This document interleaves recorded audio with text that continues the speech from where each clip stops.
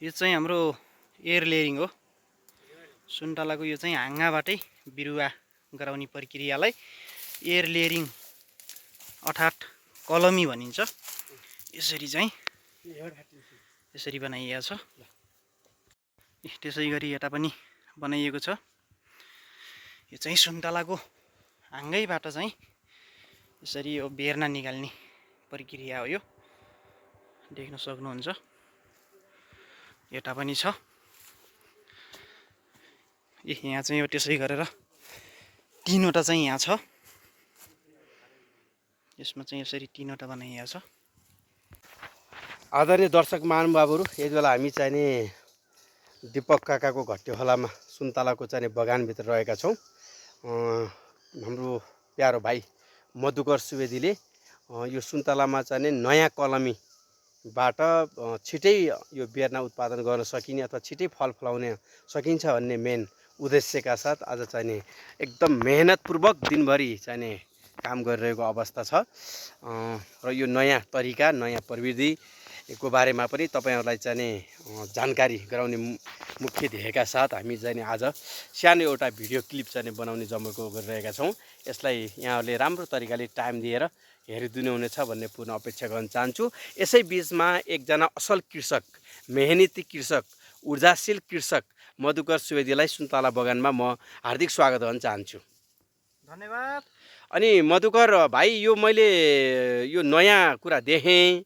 हामीले प्रायः जसो सुन्तलाको चाहिँ बेर्ना लगाउने र त्यहीबाट चाहिँ सुन्तला उत्पादन गरिन्थ्यो।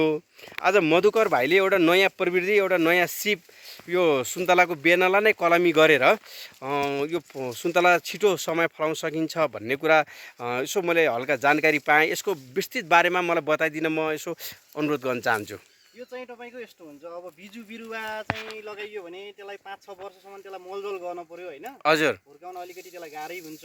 हजुर। यो चाहिँ तपाईँको यो एयर लेयरिङ भन्छ होइन। यो चाहिँ कलमी बिरुवा भनौँ न। हजुर हजुर। एयर लेयरिङ पनि भन्छ। कलमी बिरुवा चाहिँ के हुन्छ भने यो चाहिँ तपाईँको यो कलमी गरेको लगभग 6 महिनामा चाहिँ हजुर यो चाहिँ अब एउटा बिरुवा रेडी हुन्छ होइन। हजुर। लगाउनलाई यो तयार हुन्छ। अनि त्यसपछि तपाईँको यो चाहिँ 1-2 वर्षमै, हजुर, लगाएको 1-2 वर्षमै चाहिँ यसले फल दिन सुरु गर्छ के।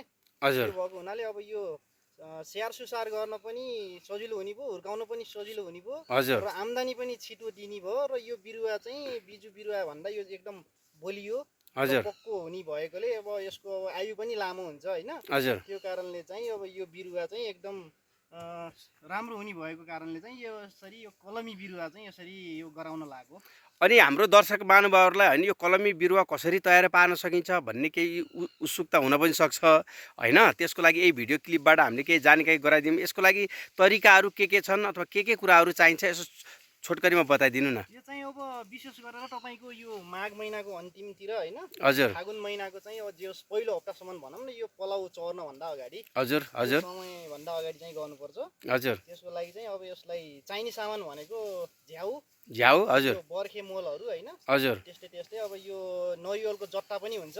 नरिवल जट्टा पनि, हजुर। नरिवलको जट्टा नभएको खण्डमा यो झ्याउलाई चाहिँ हामीले प्रयोग गरेको छौँ। हजुर। यो झ्याउलाई चाहिँ पातल पातल ल्याएर यसलाई हल्का मलजल लगाएर हजुर चाहिँ यसलाई चाहिँ अब यो बोक्रा चाहिँ कम्तीमा तपाईँको वरिपरि भनौँ न, यो हाँगाको वरिपरि चाहिँ हजुर बोक्रा चाहिँ तपाईँको 1 इन्ची बोक्रा खुल्काएर, हजुर, अनि चाहिँ यो झ्याउ भनौँ न, झ्याउलाई राखेर यो प्लास्टिकले चाहिँ हावा नजानी गरेर यसरी बान्नियो भने चाहिँ तपाईँको 6 महिनामा चाहिँ यो बिरुवा रेडी हुन्छ। यसको चाहिँ यहाँ जरा निस्किन्छ होइन। हजुर। त्यसपछि चाहिँ यो बिरुवा लगाउनलाई रेडी हुन्छ 6 महिनापछि। ए भन्नाले अब यो बेर्नालाई हामीले 6 महिनापछि मात्रै सार्ने हो। हजुर।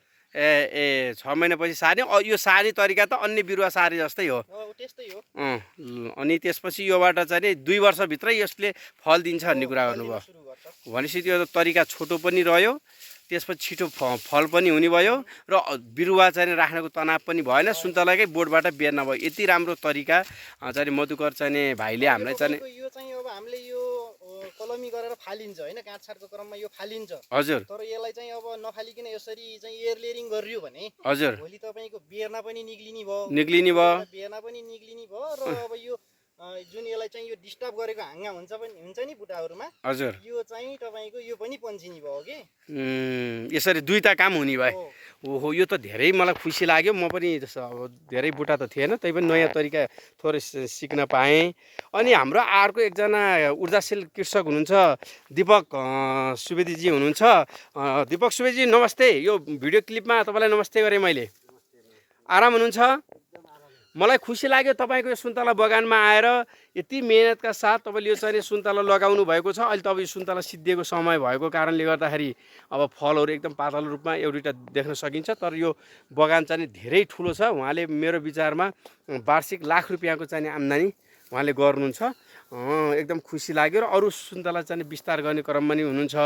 अनि दिपक सुवेदीजी, तपाईँलाई यो मलाई प्रश्न भनिदिनु, यो तपाईँले यो बेर्ना कहिले लगाउनु भएको हो? कहिलेदेखि यसले चाहिँ सुन्तला चाहिँ उत्पादन गरेको हो? अलि नजिक आइदिनुहोस् त एकछिन, यसो भिडियोमा क्लिपमा साथ दिनुहोस् त। हजुर हजुर। त्यसमा चाहिँ मलजल हाल्दाखेरि 5 वर्षमा हजुर फल दिन सुरु गर्यो। भनेपछि अझै थप विस्तार गर्दै हुनुहुन्छ तपाईँले? अझै कति बेर्ना हाल्दै हुनुहुन्छ यो वर्ष? ल मलाई यसो के कुरा भनिदिनुहोस् भने, यो मान्छेहरू नेपालमा अवसर छैन, केही छैन भनेर जुन विदेश जाने एउटा लड्को छ होइन, नेपालमा भन्ने नेपालमै अवसर छ, सुन्तला उत्पादनबाट पनि मनज्ञ आम्दानी गर्न सकिन्छ भन्ने कुरामा हाम्रा दर्शकहरूलाई सानो कुरा बताइदिनुहोस् न। विदेशमै गयो भने दुःखै गर्ने हजुर होइन, नेपालमा भयो भने सानो ठुलो दुःखै गर्नुपर्छ। दुःख नगरीसँग होइन ठाउँमा पुगिन्न। हजुर। त्यो भएर जो सुन्तलामा गरेको दुःख खेर जाँदैन। जान्दैन। ल, हाम्रो दिपक सुवेदीबाट र मधुकर चाहिँ भाइबाट यहाँहरूलाई चाहिँ यो सानो एउटा भिडियो क्लिप गरेँ। बाँकी आगामी दिनमा यहाँहरूको समक्ष म चाहिँ यो भिडियो प्रस्तुता रूपक सुवेदी फेरि अर्को क्लिपमा आउनेछु। हस्त, नमस्ते।